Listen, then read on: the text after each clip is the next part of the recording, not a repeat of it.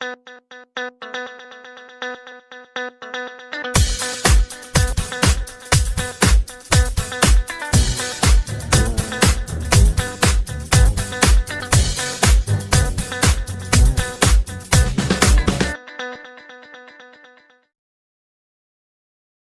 before we get into the video, I want to take a minute to let you know about my channel support option. It's only £1 a month and it helps the channel in so many ways. By joining, you'll unlock over 100 member-only videos straight away, plus new regular weekly uploads just for channel supporters. So if you'd like to support the channel and get full access, just hit the join button or use the link below this video. Thank you. And now let's get back into today's video.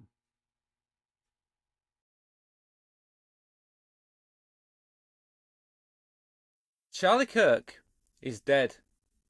He was shot on stage. Now I condemn that violence, absolutely and without hesitation. Nobody deserves to be executed for their politics. But his death isn't the end of his ideas. In fact, it risks making them harder to challenge. And I need to be clear from the start. This is my perspective as a trans woman. Because Charlie Kirk didn't just oppose vague policies. He openly opposed people like me having rights, having freedoms, even existing safely in public life. And that's why this matters. Already we're seeing politicians and commentators rush to reshape his story, not as the man he truly was, but as a symbol, a martyr. They're blurring the lines between his actual politics and what they now want him to represent. That's dangerous, because his ideas weren't harmless opinions. They were an attack on communities like mine. And now those same ideas are at risk of being imported into the UK, dressed up as common sense. So this isn't just about America. It's about my safety. It's about the safety of trans people and the safety of minorities here in the UK.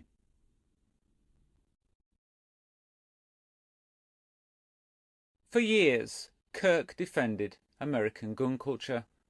He even admitted publicly that some level of gun deaths was, in his words, acceptable, because to him, the alternative was losing rights. He died by the very thing he insisted must remain, and he did it whilst wearing a shirt that said freedom. But what did freedom mean to him? Freedom for some, not for all. Freedom for conservatives to carry weapons, but not for trans people to own them. Freedom for himself, but not for the people like me. That isn't freedom. It's control dressed up as liberty. And here's another contradiction. He once argued that America should bring back public executions, even suggesting they could be broadcast with corporate sponsorship, a grotesque spectacle.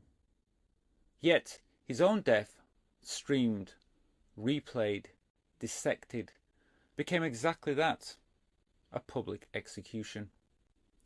He wanted society to watch people die as a punishment. Instead, the world watched him die as a consequence of that very culture he promoted. And now, unbelievably, there are calls for statues in his honour. But what did he stand for? He fought against women's rights. He dismissed black communities as ignorant. He mocked LGBTQ+ people and argued trans people should be erased. Why would you build monuments to a man who spent his life denying freedoms to others?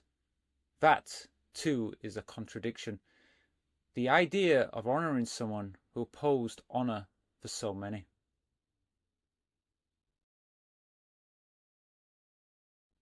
As much as I disagree with him, I wish he was alive. Alive to be debated, alive to be challenged, alive so bad ideas could be defeated in the open. Death doesn't end debate. It turns people into martyrs, and you cannot argue with a martyr. Already, I'm seeing people try to place him in the same breath as Martin Luther King Jr., John F. Kennedy, even Abraham Lincoln. But those men were assassinated because they fought to expand freedom, for black Americans, for civil rights, for a vision of a more equal society. Charlie Kirk did the opposite. His politics were about narrowing who counted, about stripping rights away from queer people, from trans people, from anyone who didn't fit his vision. And that's the real danger now, because he's no longer here to be confronted. His worst ideas can be polished. His sharp edges can be smoothed over. In death, he risks becoming more powerful than he ever was in life.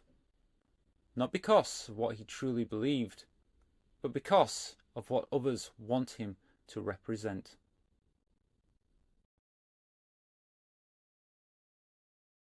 Let's be honest about who Charlie Kirk really was.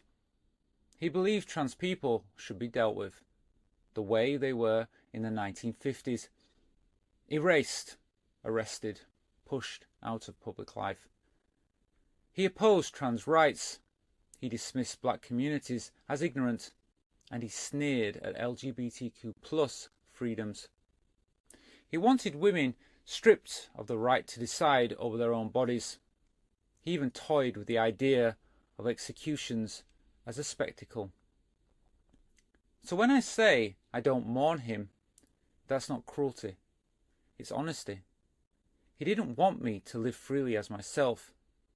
His politics were aimed at taking away my existence.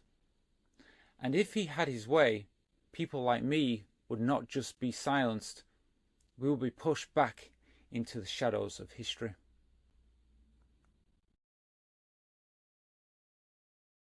When the news broke, before anyone knew who the shooter was, my first fear was, what if they say it's a trans person? Because I knew exactly what would follow. Whole communities scapegoated for one act. And in fact, that blame started immediately anyway. Rumours spread online that transgender ideology was engraved on the bullets. That turned out to be false, completely made up. But it didn't matter. Politicians and commentators already ran with it. I even heard a person say, maybe it was a tranny. That's the environment we live in. When something terrible happens, blame the people already most vulnerable. And let me be clear about my own reaction. I didn't celebrate his death. I was shocked. Shocked that it happened on stage. Shocked that I watched it unfold. But after that shock came worry. Because I knew what would follow.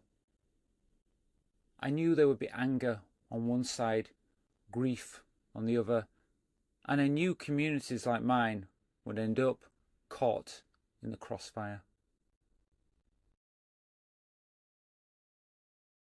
Charlie Kirk's death is already being weaponized. Trump has framed it as proof that conservatives are under attack. The White House flag was lowered for him. But just weeks ago, another politician, Melissa Hartman, and her husband, Mark Hartman, were assassinated. They were murdered for their politics. But their deaths didn't get the same reaction. No one lowered the flag. No endless speeches. Why? Because their politics weren't useful to the people in power. That's the hypocrisy. Some deaths are turned into symbols. Others are ignored. And right now, Kirk's death is being used to fuel a movement. Not because he was special, but because he's politically useful. Supporters are calling him a martyr. And this is where it matters for us in the UK, because US politics doesn't stay in the US. Trump and Nigel Farage are close allies. Reform UK are positioning themselves as the natural heirs to this movement. With Kirk gone, his hardened edges may now be imported here. Dressed up as common sense. That's what makes this moment dangerous. Because what happens in America doesn't stay in America. It crosses oceans.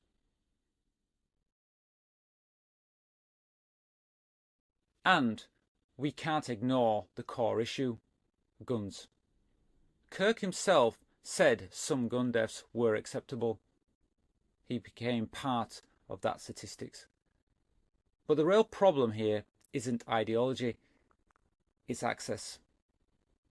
If the shooter hadn't had access to a gun, Kirk would still be alive. We could still be debating him. We could still be disproving him in public.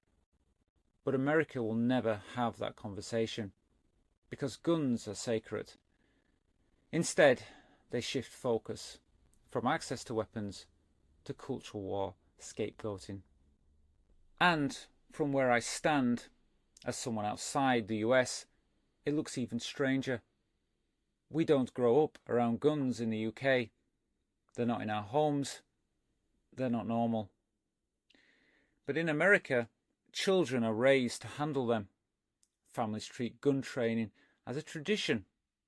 And in this case, reports suggest that the shooter grew up in that culture. Conservative, pro-gun, surrounded by weapons. That isn't just access, that's conditioning. And it raises questions. Why does a society train ordinary citizens to shoot with such precision? Why is it normal to build the skills to end a life from a distance? To me, it looks less like freedom and more like a culture that manufactures killers.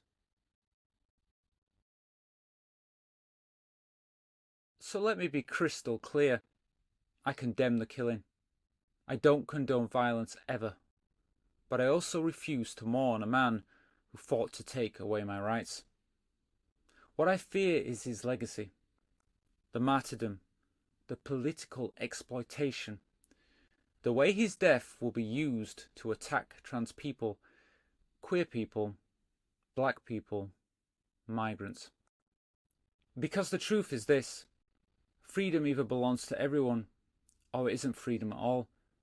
And if Charlie Kirk's death is used to strengthen this kind of politics that only values freedom for some, then that's the fight we have to resist. Not because we want this fight, but because our very own survival demands it.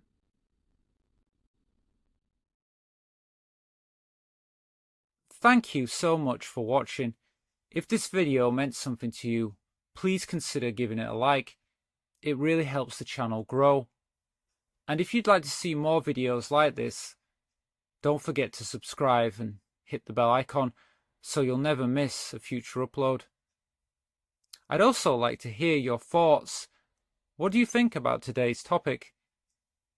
Leave a comment below. I read every one. And if you'd like to support my work directly, I now have a channel support option.